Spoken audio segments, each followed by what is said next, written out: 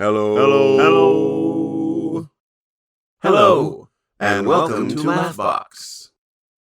Laughbox, the podcast for the Association for Applied and Therapeutic Humor. And now, here's your host, Chip Lutz.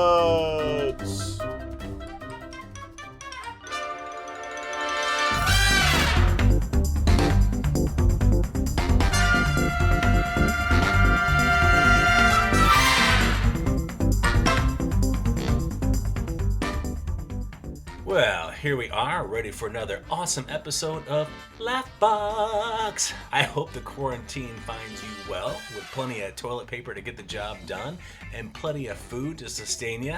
Me personally, I'm eating a little bit too much, and hopefully, if you got kids at home, you're not at your wit's end. And if you are, today on the show, we've got solutions.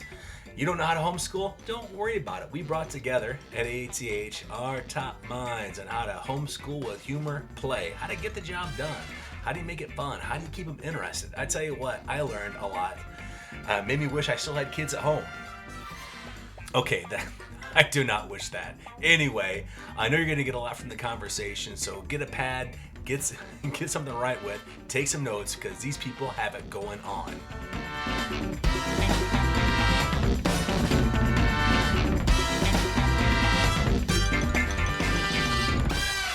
Hello, friends, and welcome to the podcast. This is Chip Lutz. Man, I tell you what, today is a red letter day for me because I got to talk to some pretty cool people.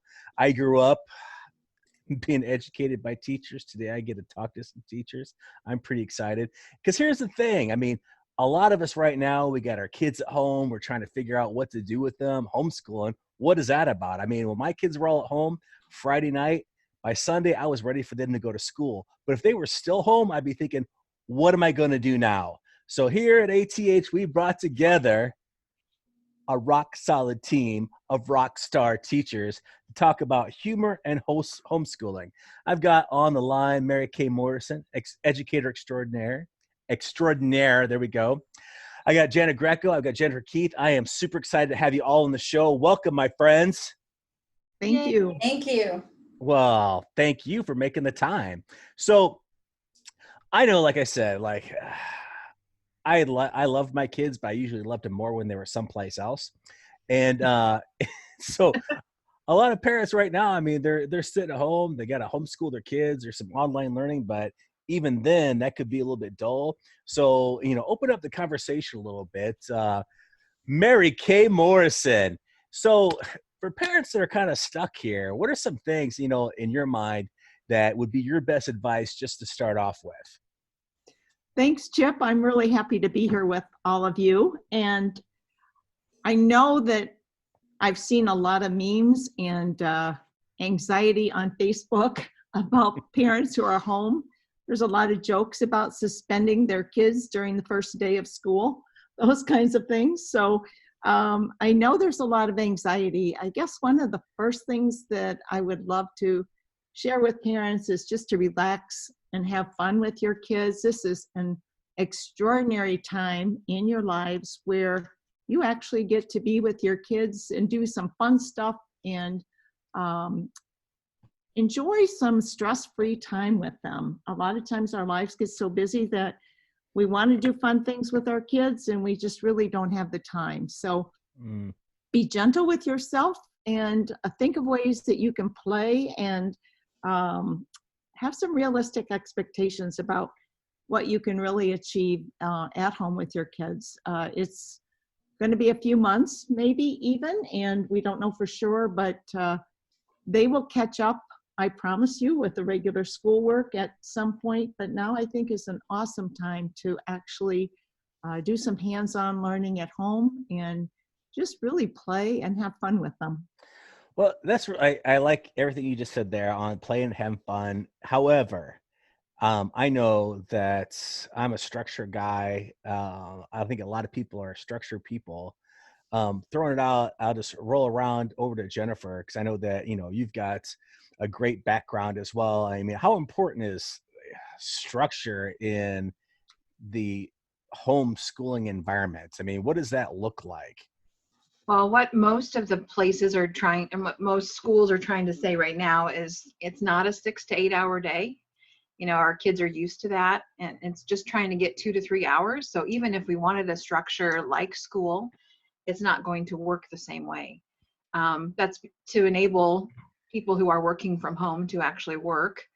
And also just it's too much stress for both parent and child to try to figure out how we're going to weather this storm together. So really structure is important. They do need to, get up at a certain time. They do need to say, okay, maybe now it's time for art, something like that. But it can be more fluid than school would be. But the most important part, which kids love, is recess. And so recess looks different at home. It may be, to toss the basketball, maybe a parent would park a car outside of the garage so they have that space in the garage to play around. And even our older kids, because I'm primarily high school teacher, I have to think about ways that it's okay for the parents to let go of some of the tidiness, I guess, that it's okay to be messy. As long as we then teach picking it up. So I was going to say, could recess really kind of revolve around chores? Like, hey, we're going to have fun with washing dishes. Recess is folding laundry. Sure. That would be my kind of recess where like, oh, finally, I don't have to do this stuff. Hey guys, it's fun time. Guess what we're doing? Exactly. We're weeding the garden. Woohoo! Well, it's a great skill too. It is a great skill. Yeah, it's a whole different subject material. I didn't know we were going to learn about horticulture today, but let's go.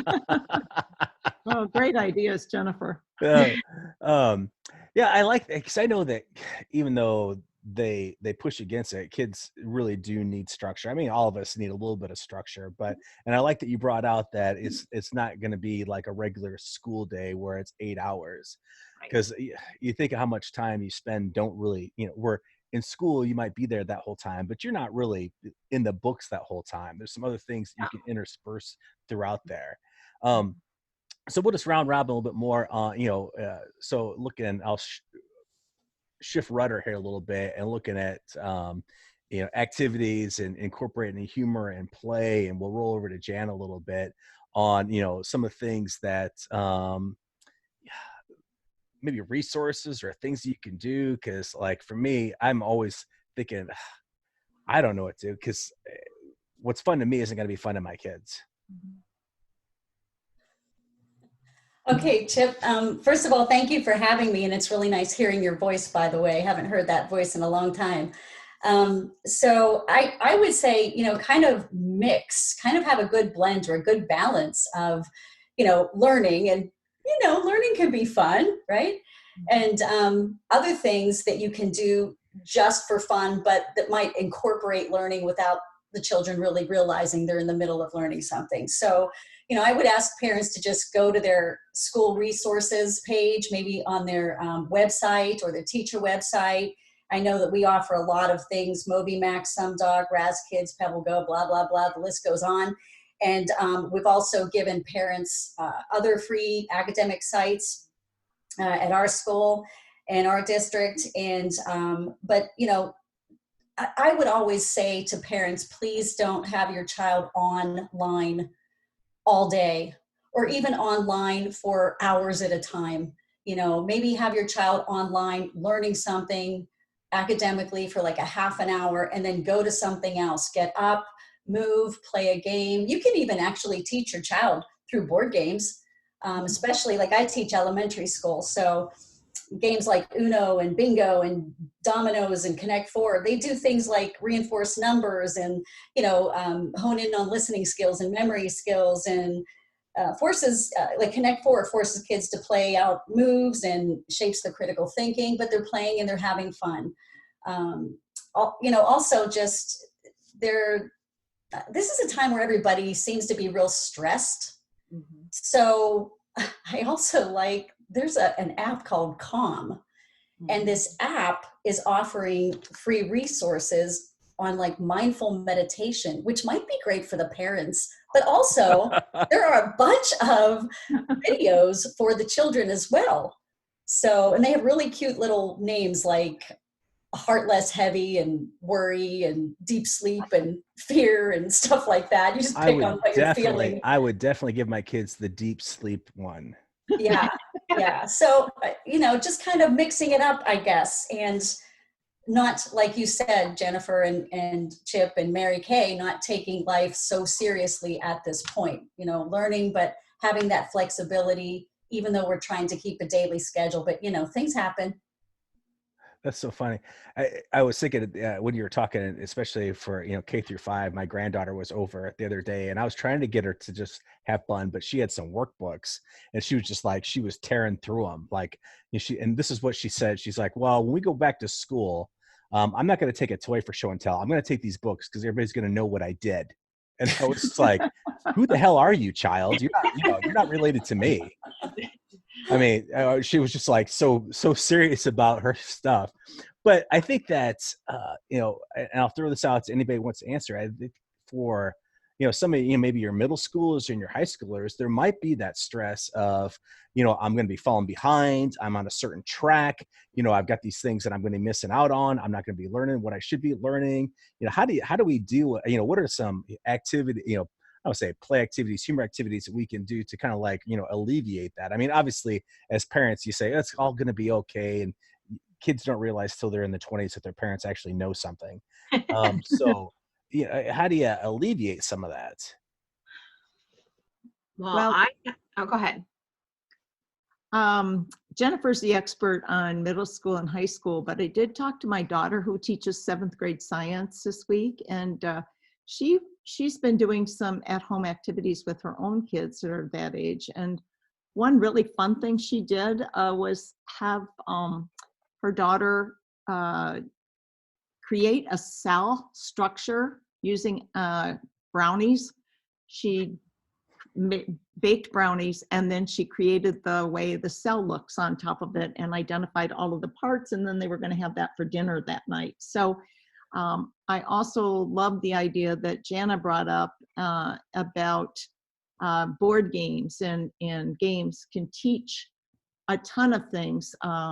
Several of our affiliates in the toy industry have aligned games with learning standards, and so a lot of the games that are used today are actually fun, and the kids don't realize that they're actually learning a whole lot. So there's a lot of fun board games and those kinds of things that can be done.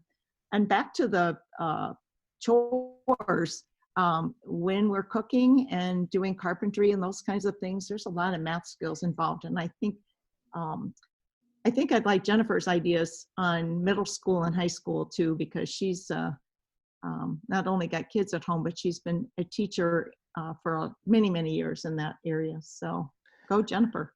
You got your kids at home too, Jennifer? That's got to be like double trouble, where like you got to worry about the kids that you're not teaching. It's you're having to worry about them, and then you got your own kids.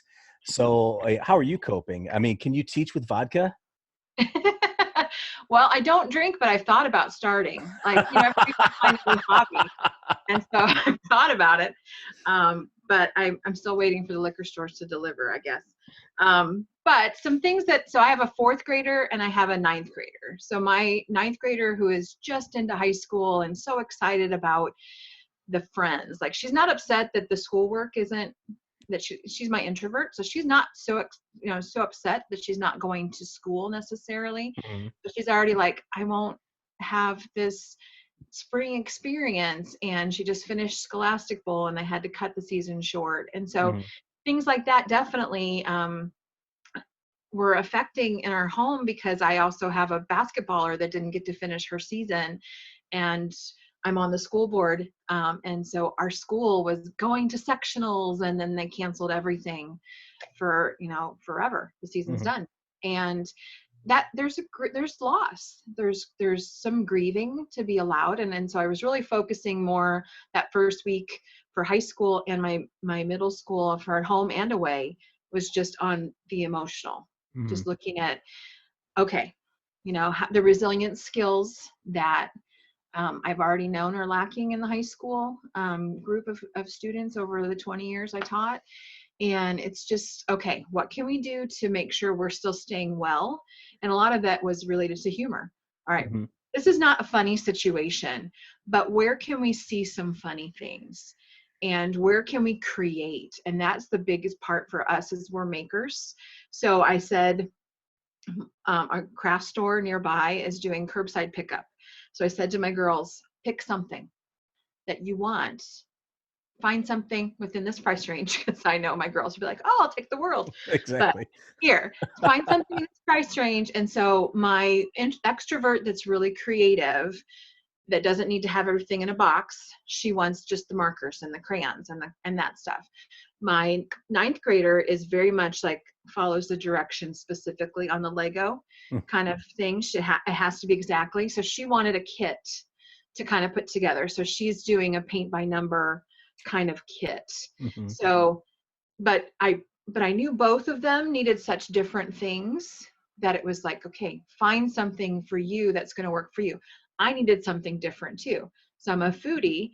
So I taught one of them, here, we'll make dinner tonight. And so incorporating them, and yes, like Mary Kay said, the science and the measuring and that kind of thing is kind of sneaky ways to get learning in. But like you said, Chip, your work, like the things that you would choose would be different from your kids. Same thing. So it's finding those ways to know what my skills are. Because even though I'm a teacher, I didn't really, I picked high school to teach. So I've got a 4th grader that I don't ever want to have to teach her class. So that's just not my area. So to have them home at the end of spring breaks, I'm always like, yay, school's starting. So now we're in like a potentially months long situation, and you're trapped with your people that hopefully you picked well and you're picked with good ones. But it's just remembering that they're going to have different creativities than you, so allowing them to express those so that they get those needs met for themselves. So I like have a chopped game, because we're getting low on rations here too, and saying, okay, here are the things we have in the pantry, what can we make from this? And seeing what kind of creativity comes out. And some of them may not be edible, but I love that, Jennifer. That was great. at least the experience of trying. Or here's the meal, how can you plate it differently? Because a lot of these food shows plate things so great. So how could you plate it? And not necessarily competition, but just using your skills to benefit. That's be so funny if it was a competition and you told your 4th grader, you're off the show. You can fight them and kick them off the island. Sure. You're off the show. Yeah, no more for you. That would be hilarious. But what an interesting thing, because I'm a foodie as well. I like to cook, so it's always fun to like see what random things I can put together to make a meal. But I never thought about doing that, as a learning activity with the, with my, my kids.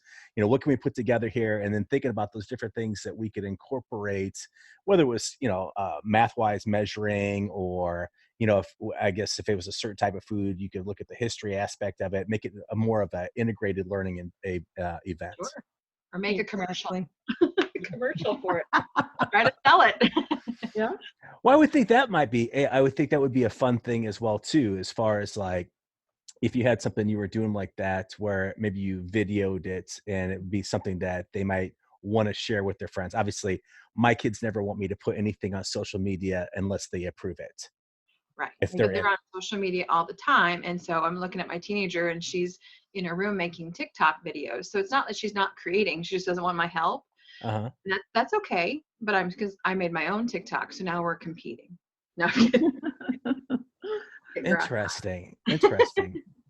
Now let me throw this out as far as like looking at the integration. And I mean, like we all grew up in the standard school model where everything's very segmented. It's math time, it's science time, it's history time. I would think there would be some benefit in, I guess, if you're looking at having some fun, some play on looking at how we could integrate things into like building block models on where things kind of go together. What are some of your experiences on making something like that fun, or some things that parents could do? I'm throwing that out to anybody. Well, I love the idea of learning through play. Many people know that play is the best way to put information into the long-term memory. So when people are engaged in laughter and fun, they're much more likely to learn, and teachers are integrating these kinds of things all the times in their classroom. So learning through play is actually an amazing way to experience your kids in a different way. I had a friend who told me that when we play games together, it kind of takes away the authoritarian nature of the parent, and she found that her children were much more likely to confide in her after they played together, or talk about what was bothering them. And it's also a stress relief. This is a time when kids are feeling very stressed, parents are stressed, and there's a lot of fear and anxiety out there. So I think really, Jennifer, I think mentioned this as well as Jana, is really attending to mental health needs of your kids right now, being aware of their needs throughout the day. And Chip, you're absolutely right. They do need some structure. So, finding time every day, maybe a certain time that you actually do actual work, and having time to be outdoors, having an hour of reading, but do set up some sort of a schedule and have them give input on how that would look for them. But the whole idea that as a species, we spend more time in play than any other species, and we have the highest level of intelligence. So play is really a great way for us to increase our knowledge and ability, and a lot of outside play, letting kids make up their own games and their own creativity. And as Jennifer said, being aware of the differences in your children if you have different kids at home. But the idea of searching for different ways, and be sure to include a lot of art and music. One of my friends is doing stone painting with her children while they're home, and they're going to put those around the neighborhood. So when neighbors are walking in the neighborhood, they might find a stone that was created, or a rock that was created and painted on. Some families are putting hearts in their windows and having the kids create art with messages for neighbors as they walk by. So a lot of ways to engage the neighborhood in activities that kids can do to kind of connect with people in a way that makes sure that the distance is still there, but that they are able to reach out and share some love with the neighborhood. One other quick idea is a lot of grandparents are missing their grandchildren, and having pen pals and online video chats and so forth with grandparents, and letting grandparents come up with some ideas and some fun activities for the kids is also something that I think is valuable for both generations. So that's an interesting thing you bring up there, that with technology, you're not really, in it alone. That if you have grandparents, they said, that are missing, that certainly, via Zoom or, whatever, you could connect with them, share a story with them, share something, some kind, add that into the mix, I would think. Yeah, it's important for both generations, and I think that grandparents can also be that calming influence, which I know you are with your grandkids too, Chipper. So. Oh no, I don't calm them down. I pump them full of sugar and send them home. You're the problem. You're the You asked my granddaughter. She told her mom last week, she goes, "Papa's the donut king." I'm like, "Yes, I am. I am the donut king." Because whenever I show up, we're snack buddies for life. For some reason, I knew that, Chip. Yep, I am the donut king. So let's. I'm going to pop over you, Jana, and because I think that Mary Kay brought up a really good point on, like, older kids, they might understand, what's going on, and the stress might level be a little bit higher. But for younger kids, I don't think they conceptually they really understand what's going on. They only really understand they're not in school, and so there could be the confusion on on their part, as well as for parents, since they are a little more stressed, and they don't have the skills to teach. They might just revert to being their own parent, where they're just like, "You're going to do this," and it's not going to be conducive to good learning. How do you get kids to kind of like, younger kids to kind of like focus when they're not in a structured environment like that? And parents who aren't teachers, how do you get them to get in teacher mode, if that makes sense? Well, in going back to something that Mary Kay was just talking about, I can tell you that I teach the little peanuts, and what I'm hearing from them is that they're missing their classmates, right? So our district is using Microsoft Teams. We've been doing that to teach them and to communicate with our kids. But what's really cool about that is that once you have your classroom set up, the children can actually get on and they can call each other and they can see each other. Mm-hmm. And this has been something that they have just taken off with. Honestly, they like it more than learning now. I'm a little worried. But it is stressful for the little kids. And, just like Mary Kay always says, make it fun.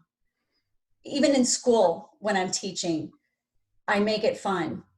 And the day goes fast, And so you were even talking about, Chip, how to go kind of cross curriculum with some things. I mean, you can use Legos and build, and you can link science to math that way. You can write about what you build.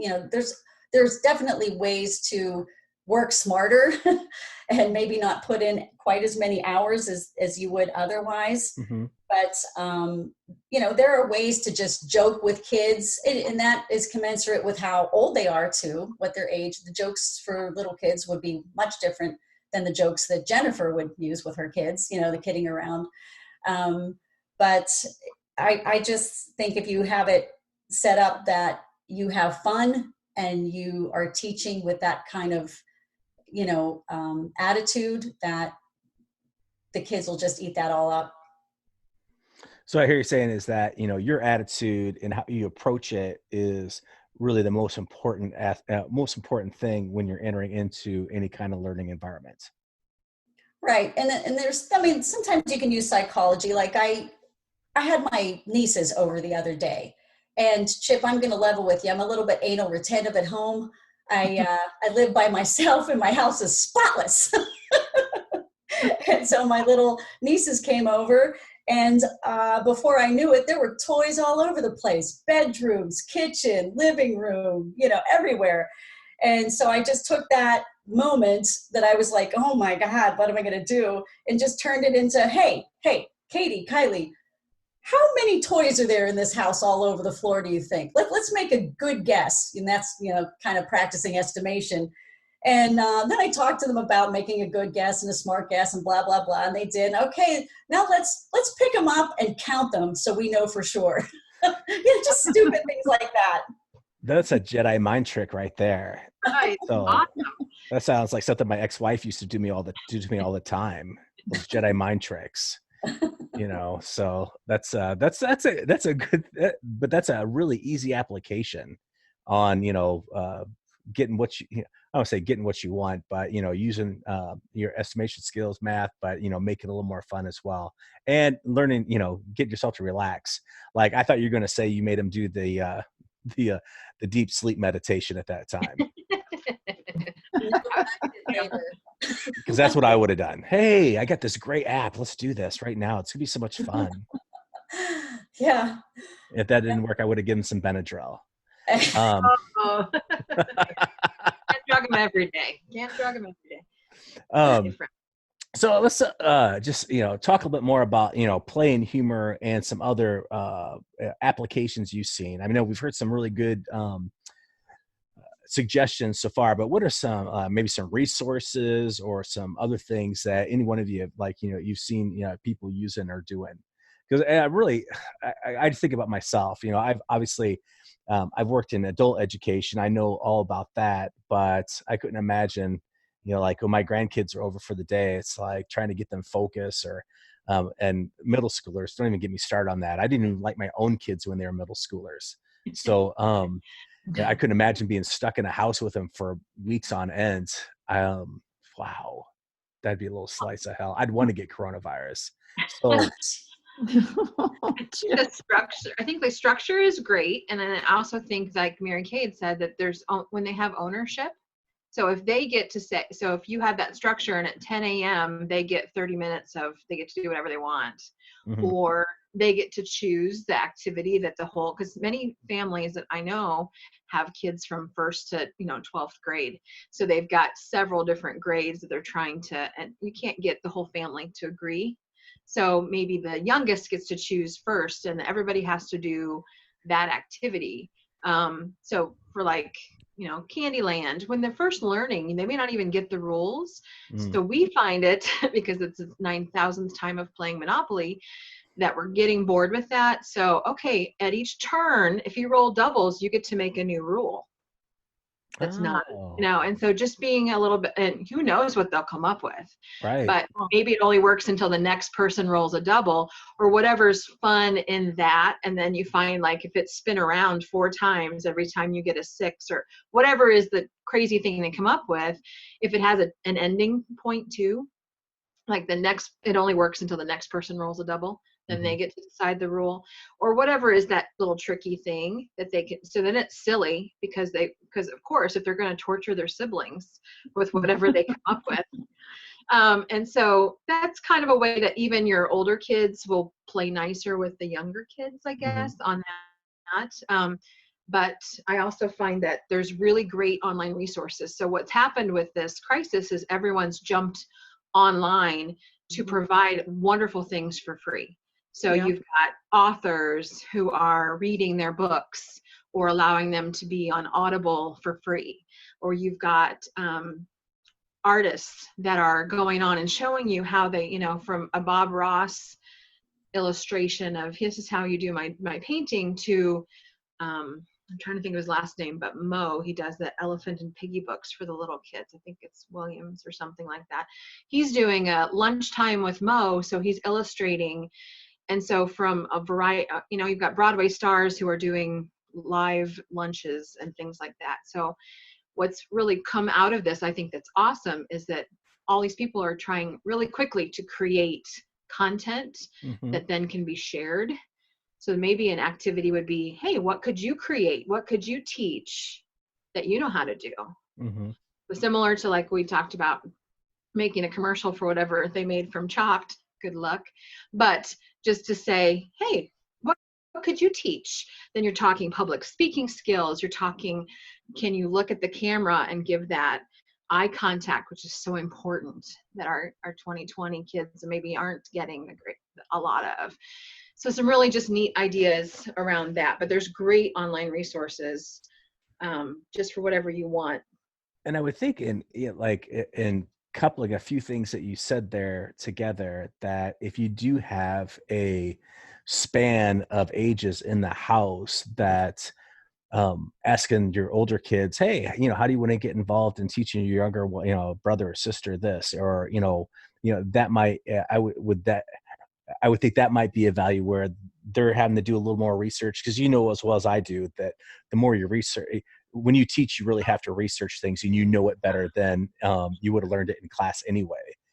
So maybe incorporating them into that model, finding the resources and sharing it, or asking them what they could teach their younger brother, younger sister, might take a little bit of pressure off the parent as well. Absolutely. And I think a lot of mistakes are made because parents think they have to know everything. Right.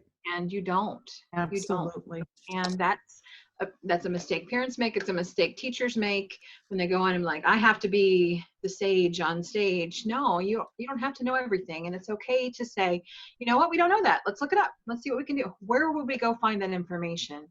And you're teaching that skill of what they'll do when something happens along the way that they don't have an answer for. So I think that's also great to say, give yourself some mercy, some grace, and say, I don't have to know the answers. And it's Awesome. okay. Absolutely.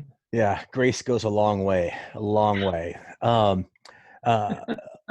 any other suggestions from you, Mary Kay, on, because I like the whole play aspect, and you've done the whole gamut of different age children, your own, and you do some amazing things with your grandchildren as well. But what are some, other things that like strategies you would use on incorporating learning activities that you've done or other people have done? Wow. I agree with Jennifer. There is so much online right now. And so one of the things that I've been doing as a grandparent and is to send my grandchildren activities that they can find online or activities that they can do. There's some doodle things and picture making and those kinds of things. The other thing that we haven't touched on a whole lot, we've touched on a little on the importance of art and music, and outdoor activities are really critically important. And it's a great way to learn about nature, to go on with younger kids, do a scavenger hunt in your yard, finding something that starts with every letter of the alphabet. Oh, wow. That's fun. So, yep, but X and Q are really hard to find. So what I've done is actually made the letter out of stones or drew a Q in the dirt so they could find that. But, and give them a bag and they have to put everything in or they can check it off. Flashlight tag at night is really fun. Or a flashlight scavenger hunt at night is fun. Bonfires, all kinds of things that you can do outside with kids. Of course, if you have more than one child, you might do some game activities outside. When I think we may be quarantined for a while, so when the weather gets nicer, we've done things like blow up water balloons and measure the distance between and see how far they can go before the balloon crashes and see who can toss it the furthest. Those kinds of things are always fun. Our family can be quite competitive sometimes, so it's, and your own kids, you don't want the older kids normally will be a little better at things, but I like Jennifer's idea of having the older kids maybe help plan things for the younger children and change the games around a little bit so it's equal for everybody. But I think playing games, being outside, exploring different ways to do art, there's just so many fun things that can be done with activities that schools actually don't have a lot of time to do. I just want to make one other quick observation. I've been talking to quite a few teachers, and it seems, and Jennifer and Jana, you might want to comment on this as well, but every district seems to be doing things differently as far as what they're asking their teachers to provide in the way of resources. So it's something that teachers haven't really had to do or districts have had to do before. So we're all kind of in this together, that it's uncharted territory. So, try to follow what your district is recommending, but at the same time know that there are major differences across different districts as to what's expected and what people are able to provide. Right. And that's good advice. That way they're kind of staying in line with what the expectation is.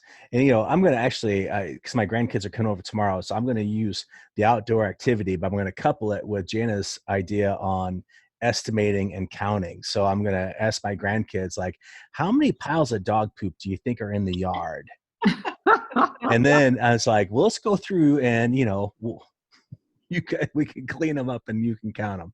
That would be a lot of fun. That is really bad, Chip. No, I mean, after the, it is after it snows. It's just, yeah. So anyway, we'll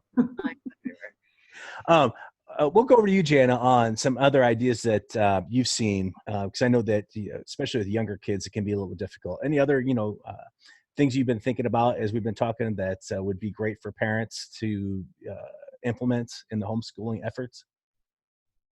Yeah, just breaking up the school part of it, the academic part of it, and maybe having some online academics, but then some offline academics, and breaking it up with movement and play and things that are fun. Piggybacking on what Mary Kay was talking about, we do this thing where we've got real eggs that are not hard boiled or anything. And you put them on a spoon and you walk, okay, see if you can walk from here to here, this line to this line with your egg. See how fast you can walk. Oh, you can do that? Can you hop? Oh, really? You can do that and your egg stays on the spoon? Can you hop on one foot? And sooner or later, you kind of push them to where they're not keeping their eggs on the spoon, and it becomes a lot of fun. And just kind of filtering the learning in with things like that. I know even at the primary level, sidewalk chalk is really big outside. Just kind of flexible learning, not being too rigid about anything. And most of the schools, even though districts do things differently, so do schools within districts do things differently even. Sure. And so most have a lot of good academic online sites and everything, but there are virtual field trips that you can take even if the weather's bad outside. I know Smithsonian virtual tour is one of them. You can take one through Google Earth, National Parks field trips. San Diego Zoo's a really great one. And then there's a lot of Let's Get Moving, even inside, that you can do with the little kids, like GoNoodle.com has a lot of movement. There's Cosmic Kids Yoga, which is available on Amazon Prime and YouTube, things like that to filter in with the learning, because especially the little kids, the primary age kids, you need to keep them moving. Mm-hmm. Yeah. And all really good, great advice from each one of you, and a lot of key takeaways from me as far as thinking out if my kids were still at home, how I would go about it. I certainly would have some things that were tangible now that I didn't have before we started our conversation. So I really appreciate the wealth of experience and knowledge that you guys brought to this conversation, because I got a lot from it. I mean, almost makes me wish I had kids at home. No, it doesn't. I'm just lying. But any other last piece of advice you have for anybody out there that's looking at they're past the initial week at home, struggling, that you would like to impart any pieces of wisdom? One idea that I've had is making reading more engaging. A lot of times it's fun to change the location of where they would read. Have a tent inside of your living room, put a big blanket over a table, throw some pillows underneath, and let them read in their own tent. Mm-hmm. A lot of times when I'm doing spelling, I give kids a flashlight and let them try to spell the word on the ceiling using the flashlight. Oh, cool. Just, being creative with changing it up, the normal everyday activities, that just trying to find different ways to do things that are really fun. I think, and don't be too hard on yourself as a parent. Even after a certain amount of time, parents are stressed, and don't expect perfection from yourself as far as keeping it together. We all lose it once in a while. And so, just be kind to yourself, parents. I think that's the key takeaway that I would share. All right. Anybody else? Along that same line for me is I have to remember to be kind to my kid. My older kid doesn't have a lot of schoolwork right now because they have Act of God days, so they don't have anything. But starting next week, she's going to have stuff. But my younger one does, and she gets so stressed about everything that she has to do that I have just said, okay, school's canceled for today, because she's more stressed than I am about it. Uh-huh. And I know her emotional just needs to be canceled. And then I have to chunk it up in smaller bits for her. I have to say, okay, we're going to just do this one worksheet and then we're going to take a break. So Excellent. Those brain breaks and those kinds of things, and just knowing, your kids. And so and you're probably going to know them a lot more intimately than you because even on a spring break, you usually go outside or go do something, or go visit people, and you don't have that privileges right now. So you're going to know them really well, which is going to, and like great siblings, they can push the right buttons, and so kids. So it's knowing that, okay, I see a meltdown coming. Mm-hmm. So what is more important? It's picking the battles. It's deciding, you know what, she's still going to be in the next grade next year. We're still, because all the kids are on the same level. They're all panicking about where they're going to be next year. Every teacher's going to start off the new school year with, okay, well, let's talk about what happened last year, and let's get you back, and so they're all going to do that, every grade. And Right. So that's, I guess, the privilege is that they're all going to be on the same playing field. It's not like one kid missed a whole bunch of school. That is a great perspective. So it's looking at that going, okay, yeah, but you're not going to be any further ahead or behind any other kid. So it's just, giving them permission to be graceful to themselves too. So while we're saying, I'm going to be kind to me, I also have to remember to be kind and help the kids learn to be kind to themselves too. Awesome. We're all going to get through it. We're all going to get through it. It's just each person is going to handle it a little differently, and being okay with that is the biggest takeaway for me. That's a great perspective. That is awesome. Jana, any last bits of wisdom from you? Yeah, just protect your own immune system. This is the time to do it. And you can do that through acting silly, or, watching something funny on TV, or exercising, or any of these mindful practices and deep breathing exercises and things like that. Because what you want to do in this time is engage your parasympathetic nervous system, and doing it in those ways, it's perfect, because these things, humor and mindfulness and deep breathing and exercise, they help cue your nervous system that everything is okay. And then that'll help lower your blood pressure, lower your heart rate. And ultimately, I think during times like this, adults try to achieve equanimity as well as we can. So just remember that it's okay to make mistakes. It's okay. It means you're doing something. Excellent. Excellent. Well, thank you so much for spending some time with me, taking time out of your schedule with everything you guys got going on as educators to share your experience and your wisdom with the audience that listens. And stay safe out there. Thank you so much, Chip. Thanks, Chip. Thanks, Chip.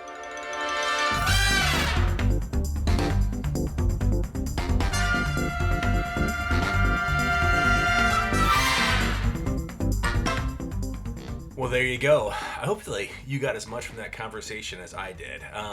Those three people blew me away, and they're just a smattering of the great minds we have in this association. I'm going to put their contact information in the show notes, so if you want to reach out, get some more tips, reach out to them. I tell you what, they have got more to share. I'm going to encourage you to go to our website, AATH.org. We are an organization that wants to help you through this. So you got questions, you got comments, you want something you want to hear on the show, reach out. You can always get me at Chip at Unconventional Leader. So until next time, this is Chip Lutz saying, we'll keep the laugh on for you. Thanks for listening to Laughbox. If you'd like to learn more about AATH, visit our website at www.aath.org or email the host at chip@unconventionalleader.com. And if you'd like to be particularly awesome, leave us a review on iTunes. Or tell your friends about how awesome the podcast is, unless you didn't think it was awesome. And then just keep it your little secret. Or tell them it was awesome and then laugh to yourself about how you're going to be wasting an hour of their time while you're out doing something productive, like handing out heads of cabbage at a Miley Cyrus concert. Thanks again for listening, and may the farce be with you.